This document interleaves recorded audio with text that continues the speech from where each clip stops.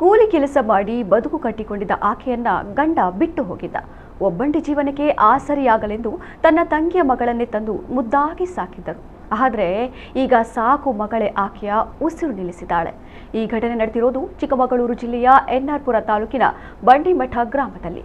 62 ವರ್ಷದ ಕುಸುಮ ಹತ್ಯೆಯಾದ ಮಹಿಳೆ, 35 ವರ್ಷದ ಸುಧಾ ಕೃತ್ಯ ಎಸಗಿದ ಪಾಪಿ ಮಗಳು. ಕುಸುಮ ಸುಧಾಳನ್ನ ಚೆನ್ನಾಗಿ ಸಾಕಿ ಮೈಸೂರಿಗೆ ಮದುವೆಯನ್ನೂ ಮಾಡಿಕೊಟ್ಟು ಎನ್ಆರ್ಪುರದಲ್ಲಿ ತಮಗೆ ಇದ್ದ ಸ್ವಲ್ಪ ಕಾಫಿ ತೋಟವನ್ನ ಸುಧಾಳ ಹೆಸರಿಗೆ ವಿಲ್ ಕೂಡ ಮಾಡಿದರು. ಆದರೆ ಅದೇನಾಯ್ತೋ ಗೊತ್ತಿಲ್ಲ. ಬಳಿಕ ಕುಸುಮ ಸಾಕು ಮಗಳಿಂದ ಆ ಆಸ್ತಿಯನ್ನ ಹಿಂಪಡೆದಿದ್ರು. ನೀಡಿದ ಆಸ್ತಿ ಹಿಂಪಡೆದ ಸಿಟ್ಟಲ್ಲಿದ್ದ ಸುಧಾ ಆಸ್ತಿ ಮಾರಿದ ಹಣವನ್ನ ಕೊಡುವಂತೆ ಕುಸುಮಾಗೆ ಪೀಡಿಸ್ತಾ ಇದ್ಲಂತೆ. ಆಗಾಗ ಇದೇ ವಿಚಾರವಾಗಿ ಇಬ್ಬರ ನಡುವೆ ಗಲಾಟೆಯೂ ನಡೆಯುತ್ತಿತ್ತು ಎನ್ನಲಾಗಿದೆ. ಅಲ್ಲದೆ ಸದ್ಯ ಕುಸುಮ ವಾಸವಿದ್ದ ಬಂಡಿಮಠದ ಮನೆ ಭದ್ರಾ ನದಿಯ ತೀರದಲ್ಲಿದ್ದು ಮಳೆಗಾಲದಲ್ಲಿ ಈ ಭಾಗ ಸಂಪೂರ್ಣ ಮುಳುಗಡೆಯಾಗುತ್ತೆ. ಹೀಗಾಗಿ ಗ್ರಾಮಸ್ಥರನ್ನ ಸ್ಥಳಾಂತರ ಮಾಡಲು ಜಿಲ್ಲಾಡಳಿತ ಪ್ಲಾನ್ ಮಾಡಿರುವ ಕಾರಣ ಮನೆ ತನ್ನ ಹೆಸರಿಗೆ ಬಂದರೆ ಪರಿಹಾರ ಕೂಡ ತನಗೆ ಸಿಗುತ್ತೆ ಎಂಬ ಉದ್ದೇಶದಿಂದ ಈ ಕೃತ್ಯ ಎಸಗಿದ್ದಾಳೆ.